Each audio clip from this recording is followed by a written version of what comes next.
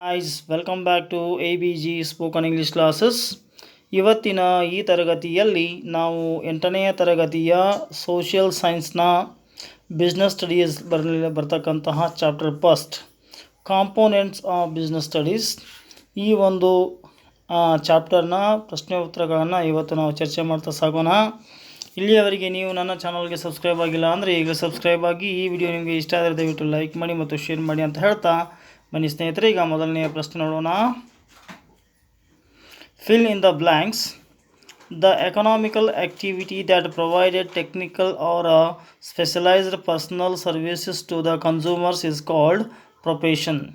ಕನ್ನಡದಲ್ಲಿ ಗ್ರಾಹಕರಿಗೆ ಸಲ್ಲಿಸುವ ತಾಂತ್ರಿಕ ಅಥವಾ ವಿಶಿಷ್ಟ ವೈಯಕ್ತಿಕ ಸೇವೆಗಳ ಆರ್ಥಿಕ ಚಟುವಟಿಕೆಯನ್ನು ಇಲ್ಲಿ ನಾವು ವೃತ್ತಿ ಎನ್ನುತ್ತೇವೆ. ಇನ್ನು ಎರಡನೆಯ ಪ್ರಶ್ನೆ.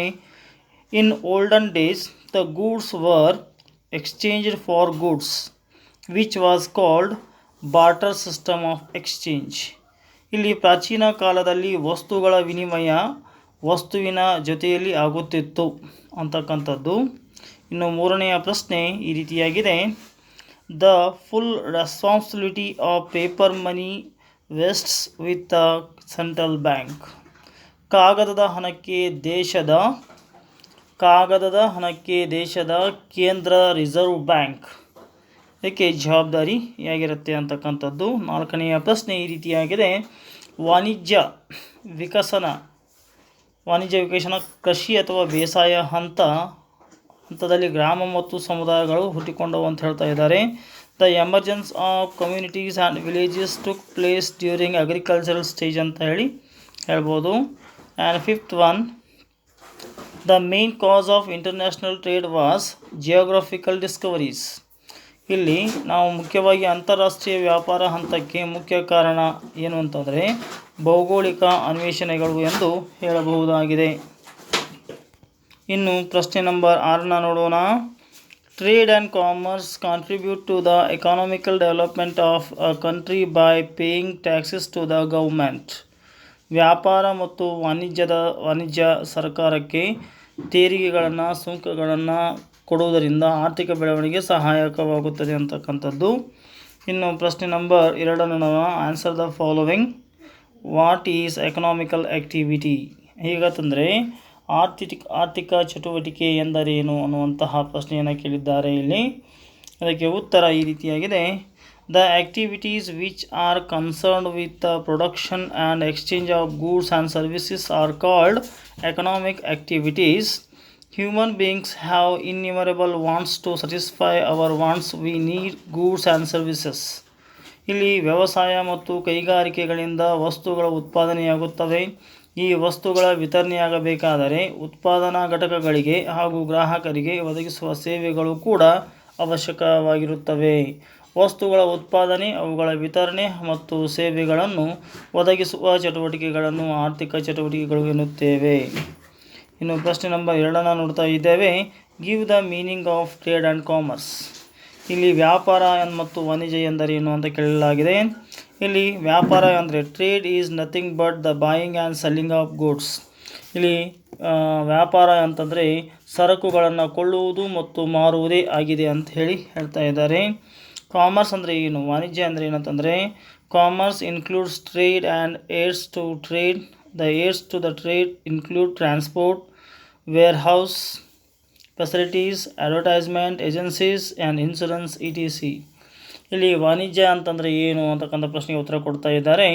ವಾಣಿಜ್ಯವೆಂದರೆ ವ್ಯಾಪಾರ ಸುಗಮವಾಗಿ ನಡೆಸಲು ಪೂರಕವಾದ ಸಾಗಾಣಿಕೆ, ವಿಮೆ, ಬ್ಯಾಂಕಿಂಗ್, ಉಗ್ರಾಣ ವ್ಯವಸ್ಥೆ ಮತ್ತು ಜಾಹೀರಾತು ಮುಂತಾದವುಗಳು ಅಂಥೇಳಿ ಹೇಳ್ತಾ ಇದ್ದಾರೆ. ಇನ್ನು ಮೂರನೆಯ ಪ್ರಶ್ನೆ ಈ ರೀತಿಯಾಗಿದೆ. What is meant by barter system of exchange. ಪದಾರ್ಥಗಳ ನೇರ ವಿನಿಮಯ ಪದ್ಧತಿ ಎಂದರೇನು ಅನ್ನುವಂಥ ಪ್ರಶ್ನೆಯನ್ನು ಕೇಳಲಾಗಿದೆ. ಇದಕ್ಕೆ ಉತ್ತರ ಈ ರೀತಿಯಾಗಿದೆ. The direct exchange of goods for goods or other things is called the barter system of exchange. The goods produced were directly exchanged.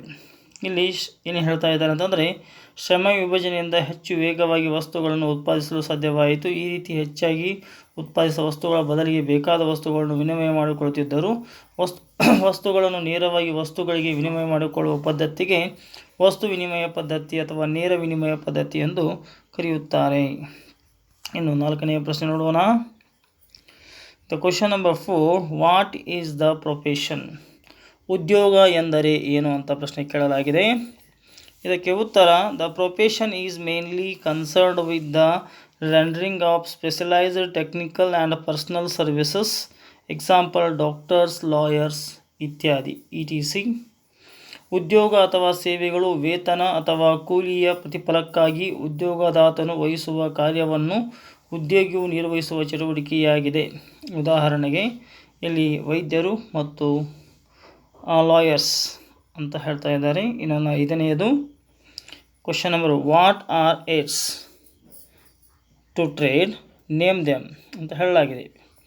ವ್ಯಾಪಾರ ಪೂರಕಗಳು ಎಂದರೇನು? ಅವು ಯಾವುವು ಅಂತ ಕೇಳಲಾಗಿದೆ. ಇಲ್ಲಿ ಉತ್ತರ ಈ ರೀತಿಯಾಗಿದೆ ಸ್ನೇಹಿತರೆ.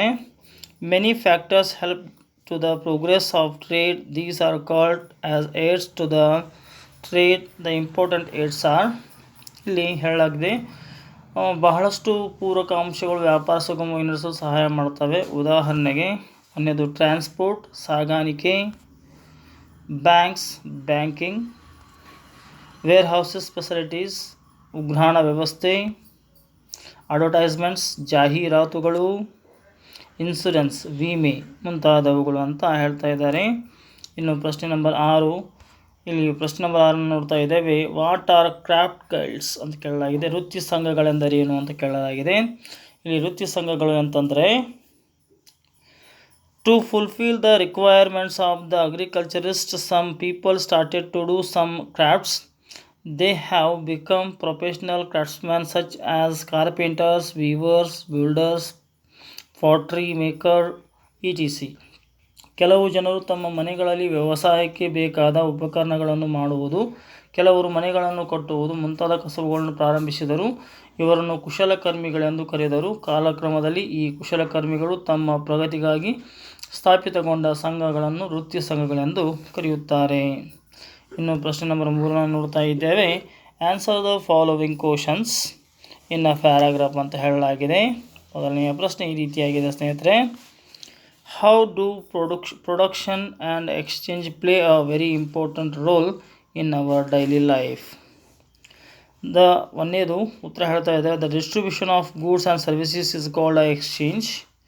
ಇಲ್ಲಿ ಡಿಸ್ಟ್ರಿಬ್ಯೂಷನ್ ಮಾಡ್ತಕ್ಕಂಥ ಸರಕು ಮತ್ತು ಸೇವೆಗಳನ್ನು ನಾವು ಎಕ್ಸ್ಚೇಂಜ್ ಮಾಡ್ಕೊಳ್ತಕ್ಕಂಥದ್ದನ್ನು ನೋಡ್ಬೋದು. And exchange is connecting to the link between the production and consumption. During the course of the production, the producers take into consideration the market study, transportation, advertisement, etc. Today we have money as a medium of exchange and through many exchanges of goods. Next 5th one ನೋಡ್ತಾ ಇದ್ದೇವೆ. The exchange system has become the foundation for business. Question number 2 ನೋಡ್ತಾ ಇದ್ದೇವೆ. ಈಗ 2ನೇ ಪ್ರಶ್ನೆ ಈ ರೀತಿಯಾಗಿದೆ. Explain the different type of economical activities. ವಿವಿಧ ಬಗೆಯ ಆರ್ಥಿಕ ಚಟುವಟಿಕೆಗಳನ್ನು ವಿವರಿಸಿ ಅಂತ ಹೇಳಲಾಗಿದೆ. ಉತ್ತರ, economical activities can be classified into 3 types. They are, ನಾವು ಆರ್ಥಿಕ ಚಟುವಟಿಕೆಗಳನ್ನ 3 ವಿಧಗಳಾಗಿ ವಿಂಗಡಿಸಬಹುದು. ಮೊದಲನೆಯದಾಗಿ ಬಿಸ್ನೆಸ್ ಅಂದರೆ ವ್ಯವಹಾರ. It is mainly concerned with the production and exchange of goods and services. ಇನ್ನು 2ನೇದಾಗಿ ಬರ್ತಕ್ಕಂಥದ್ದು, ಇಲ್ಲಿ ವ್ಯವಹಾರವು ಮುಖ್ಯವಾಗಿ ಸರಕು ಮತ್ತು ಸೇವೆಗಳ ಉತ್ಪಾದನೆ ಮತ್ತು ಅವುಗಳ ಗ್ರಾಹಕರಿಗೆ ಒದಗಿಸುವ ಚಟುವಟಿಕೆಯಾಗಿದೆ. 2ನೇದು ಪ್ರೊಫೆಷನ್ ಅಂದರೆ ವೃತ್ತಿ ಅಂತ ಅರ್ಥವಾಗುತ್ತೆ. Specialised technical and personal services like doctors, lawyers, chartered accountants have come under professions ಅಂತ ಹೇಳ್ತಾ ಇದ್ದಾರೆ. 3ನೇದು ಎಂಪ್ಲಾಯ್ಮೆಂಟ್ ಅಂತ ಹೇಳ್ತಾ ಇದ್ದಾರೆ. 3ನೇದು ಉದ್ಯೋಗವನ್ನು ಕೊಡ್ತಕ್ಕಂಥದ್ದು. It is the work undertaken by the people under an employer for a salary or wages. Example laborers, agricultural laborers. Next question number 3, what are the difficulties of barter system? How has money solved this problem? difficulties of the barter system, lack of double coincidence of funds, lack of common measures of value, the difficulty of the subdivision, difficulty to store the goods. To overcome the above difficulties, money can solve through these measures. The first one is metals were used as a medium of exchange. Paper money issued by the central bank. It has the full support of government. Nowadays, bank money in the form of checks, drafts, bills, credit card, debit cards, etc. So here, next question, which are the important stages of economical evaluation? Briefly explain any one. Answer, hunting and fishing stage, uh, pastoral stage, agriculture stage, handicraft stage, barter system stage, money economy stage, international trade stage, hunting and fishing stage. During this stage, man was a wanderer. He moved in a groups from one place to another. Fishing was also carried out by them. No economical activity existed during the stage. They lived in cover. So next question is, okay dear students, ಇಲ್ಲಿಯವರೆಗೆ ನೀವು ನನ್ನ ಚಾನಲ್ಗೆ subscribe ಆಗಿಲ್ಲ ಅಂದರೆ ಈಗಲೇ subscribe ಆಗಿ. ಈ video ನಿಮಗೆ ಇಷ್ಟ ಆದರೆ ದಯವಿಟ್ಟು ಲೈಕ್ ಮಾಡಿ ಮತ್ತು ಶೇರ್ ಮಾಡಿ ಅಂತ ಹೇಳ್ತಾ ಧನ್ಯವಾದಗಳು ಸ್ನೇಹಿತರೆ.